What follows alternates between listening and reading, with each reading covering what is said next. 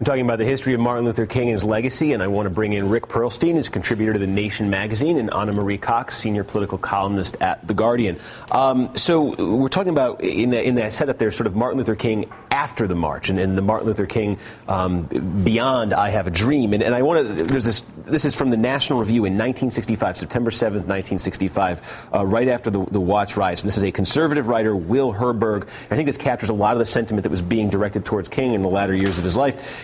After the Watts riots, he writes, "If you are looking for those ultimately responsible for the murder, arson, and looting in Los Angeles, look to them.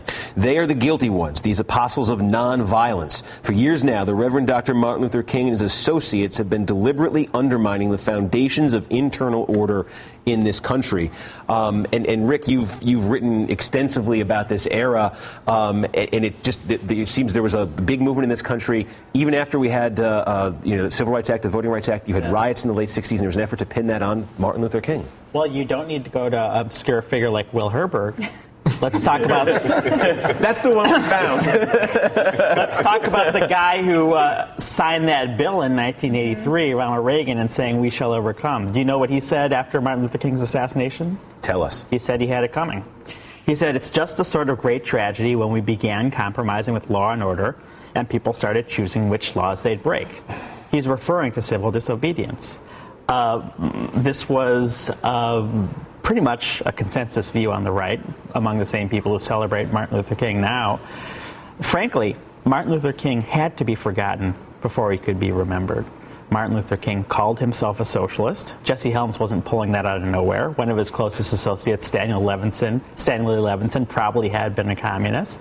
And the main demand of the March for Jobs and Freedom was a phrase that was resounding at the time, but we don't remember it now, a Marshall Plan for the cities, which meant a massive federal investment in developing the depressed urban areas of America, which I don't think we heard yesterday in Washington. Well, there's also, and Rick starts to get to it, as we say there, the Vietnam War in the late 60s, Martin Luther King was a very outspoken critic of that. You know, he took his movement to Chicago after the Voting Rights Act was signed, and I think revealed a little bit, the country probably liked to believe at that point that racism was a Southern problem, and that sort of exposed that it was a lot bigger and broader than that, too. Well, we also shouldn't act like King wasn't hated before he was killed. I mean, Dr. King had issues within the African American community. Remember, this was the young Baptist preacher who went to the National Baptist Convention Conference, I believe it was 1960, and confronted black Baptist ministers about not getting involved in a civil rights movement. He had to create a separate organization, a Progressive National Baptist Convention, because younger black Baptist ministers were embedded in the struggle, while older black Baptists didn't want any part of it. So King wasn't despised just after his death. He was despised throughout his entire life when he took on this burden of moving this movement. So I think, the context that we need to operate on is that the Dr. King that is so beloved now, it's easy to love an icon when they're dead.